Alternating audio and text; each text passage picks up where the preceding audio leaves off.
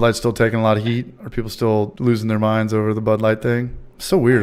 Their stock really plummeted. Because sometimes when you do something like that, you make a lot of money. And then sometimes when you do something like that, you lose a lot of money. And I just don't know why Budweiser just wanted to throw a dog in that fight randomly. It doesn't make sense unless you're trying to go after a new crowd, a trans crowd. But I just don't. To me, it's like just doing that to baseball or football. It's like it's so popular. It's so powerful. It's so big already. Why would you just throw a political dog in that fight? My only comment would be this, is that how do they not understand their clientele?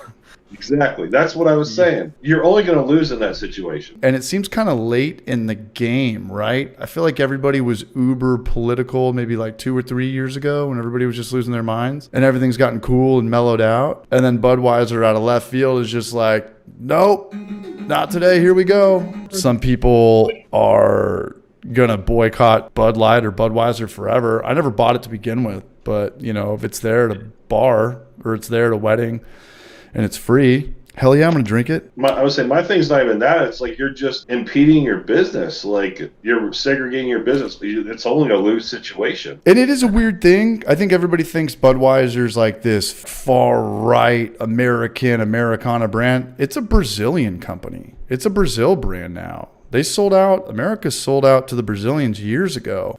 What you drinking, Chris? Oh, here we go. There we go, man. Hell yeah.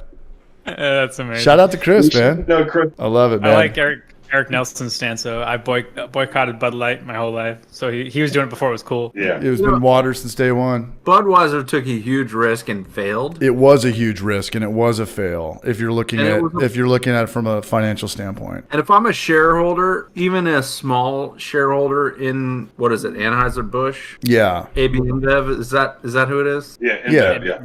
Yeah. If I'm a small shareholder, I'm pissed right now. I'm not a shareholder, and I don't know, like I applaud them for the courage to sort of speak out for inclusion and equality and whatever, and you could be for it or against it, but I don't know. I always think about the human aspect of it, and this is never going to flip from a loss to a win. They're never going to turn this into a win, but for me, I don't know. Like my heart goes out to these people who have, who are seen as not accepted by society for whatever reason, and these guys are trying to support them. So no, and I get that too. I 100% understand the humanity of it, but at the end of the day, it's like, what if Coors came out and just started talking about like abortions or something? You're like, you're gonna lose something. Like it's not gonna work out. That's where I agree with Nick. Like it's just.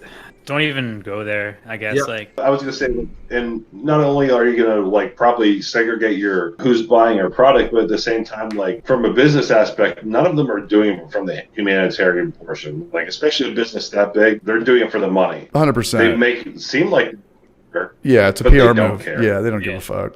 yeah.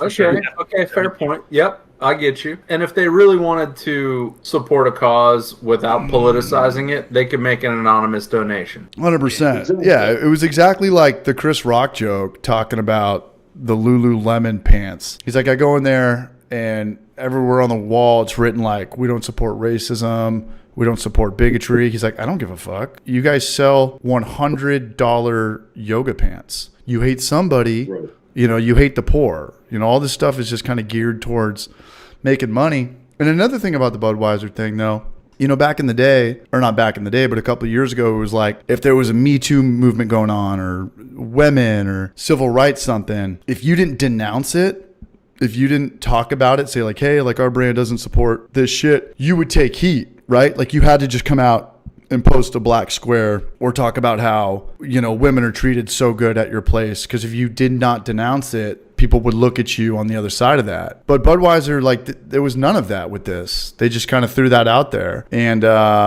they took a gamble and they lost as far as money goes. It's always an appearance thing to me. Say, for example, like we were talking about coffee earlier. You see these fair trade, like non-slave, whatever, but then for a pound of coffee is $20. $20. Right. Yeah. The people you're not employing still can't buy your coffee.